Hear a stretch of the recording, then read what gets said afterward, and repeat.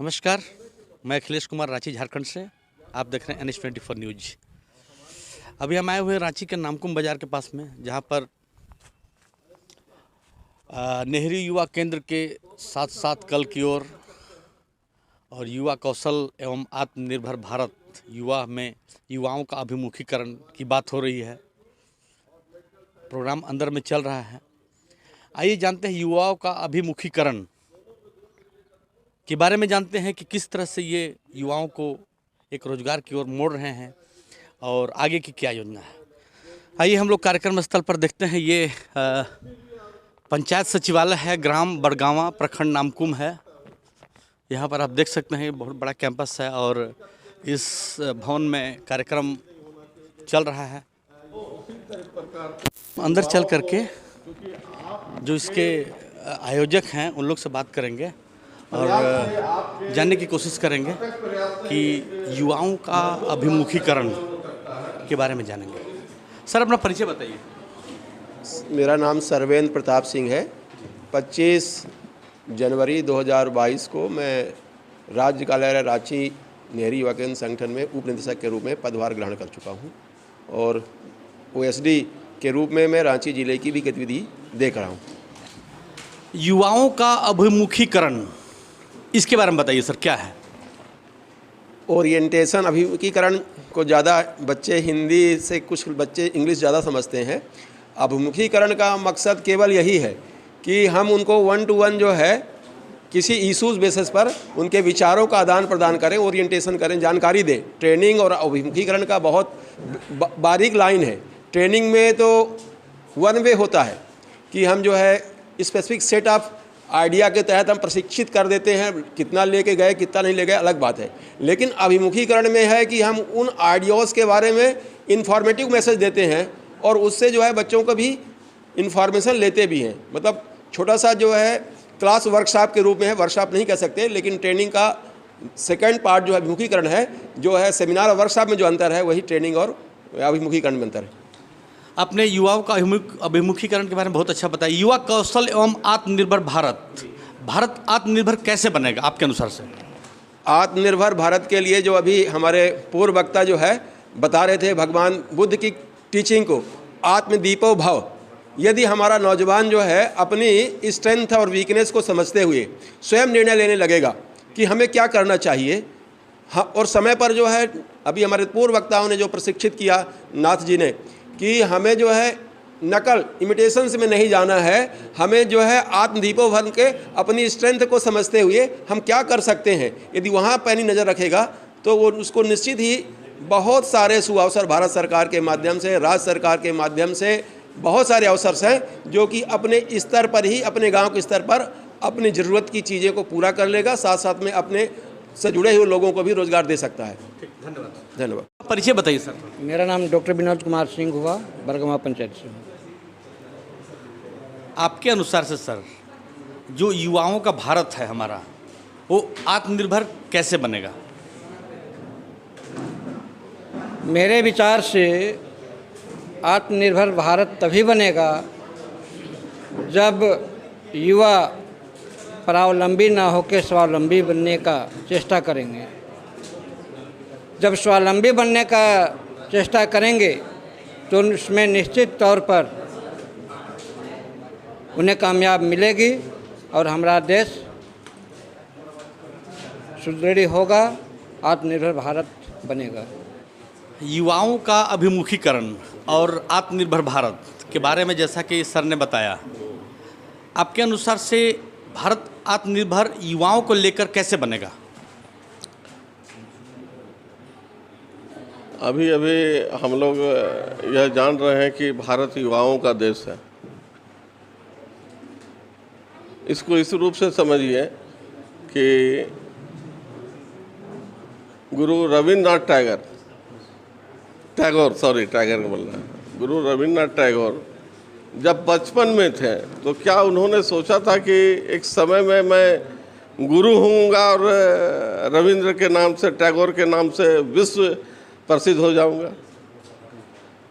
ऐसा उन्होंने नहीं सोचा होगा। जब वो 6 वर्ष के होंगे, 8 वर्ष के होंगे, ऐसा नहीं सोचा होगा। गांधी जब उनका बचपना होगा, उन्होंने नहीं सोचा होगा कि एक समय में मुझे पूरा दुनिया जानेगा। कहने का मतलब अब्दुल कलाम सर हैं, इन्होंने नहीं सोचा होगा कि मैं दुनिया में ख्याति प्राप्त वैज्ञानिक हो जाऊंगा। कहने का मतलब हर उस बच्चे में वह गुण विद्यमान में। अभी मैंने कहा कि मेडिकल साइंस कहता है कि हर मनुष्य अपने मस्तिष्क का 20 से 25% उपयोग करता है, बाकी तो पड़ा हुआ है।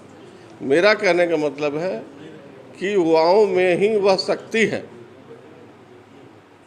जो हर काम कर सकता है, और हमारा देश युवाओं का देश है। और सही दिशा, सही निर्देश, सही लाइन मिलेगा तो हम अभी जो भारत जो स्थिति में है, इससे भी और अधिक मजबूत स्थिति में हम दुनिया में ख्याति प्राप्त करेंगे। आप एक अच्छा मोटिवेशनल स्पीच देते हैं, लोगों को अच्छा जागरूक करते हैं, और कहा जाए तो अभी के समय में एक अगर लोगों को मोटिवेशन मिले तो बहुत चीज़ से निजात पा सकते हैं।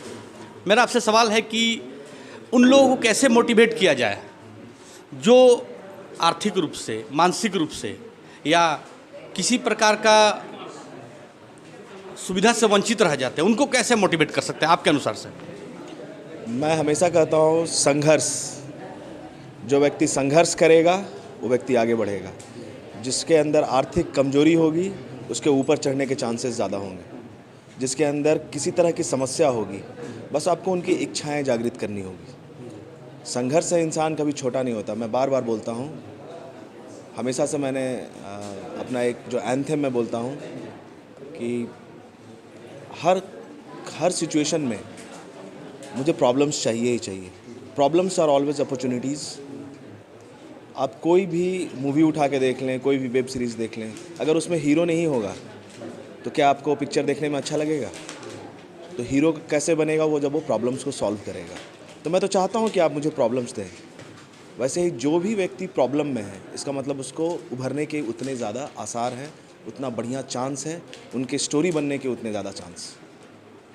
तो उसको अपॉर्चुनिटी के तौर पर लें और उनको समझाएं कि ये कुछ भी नहीं है।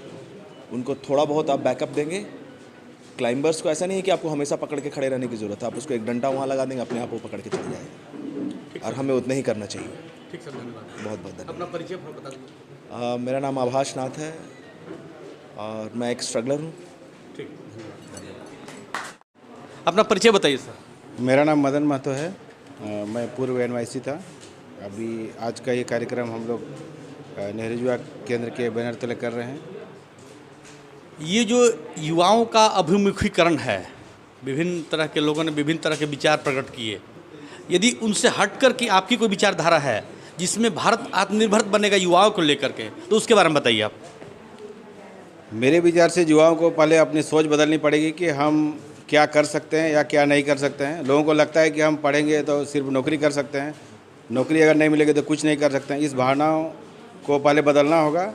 युवा सब कुछ कर सकते हैं। अगर एक विकल्प समाप्त होता है तो दूसरा विकल्प फिर शुरू हो जाता है, इसलिए उनको निराश होने की ज़रूरत नहीं है। अगर एक रास्ते बंद होंगे तो नया रास्ता खुल जाएंगे।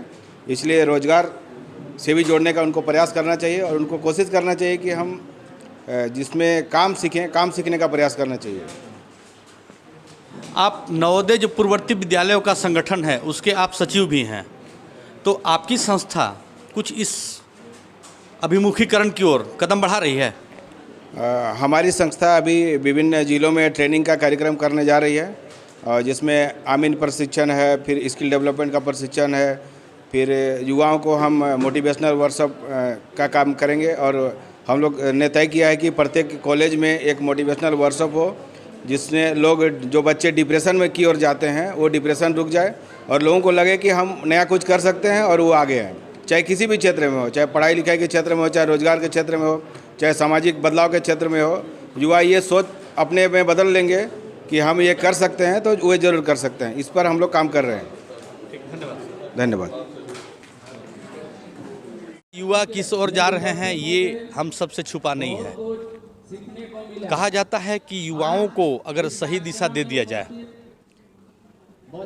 तो वो हर मुकाम को पा सकते हैं। जैसा कि आभास नाथ जी जो मोटिवेशनल स्पीकर थे कहा था कि हर व्यक्ति अपने आप में स्पेशल होता है। मैं भी स्पेशल हूँ, आप भी स्पेशल हैं, और जो लोग हैं वो हर अपने आप में स्पेशल हैं, और हर लोग को एक स्पेशल मतलब कहा जाए कि मुख्य गुण होता है उसके अंदर में। यदि उस गुण का उपयोग कर लिया जाए तो हम किसी भी क्षेत्र में आगे निकल सकते हैं। इसी तरह खबर को देखते रहिए, बने रहिए NH24 न्यूज़ में। यदि इस वीडियो को YouTube पर देख रहे हैं तो सब्सक्राइब कर लीजिए, फेसबुक पर देख रहे हैं तो पेज को लाइक कर लीजिए। धन्यवाद।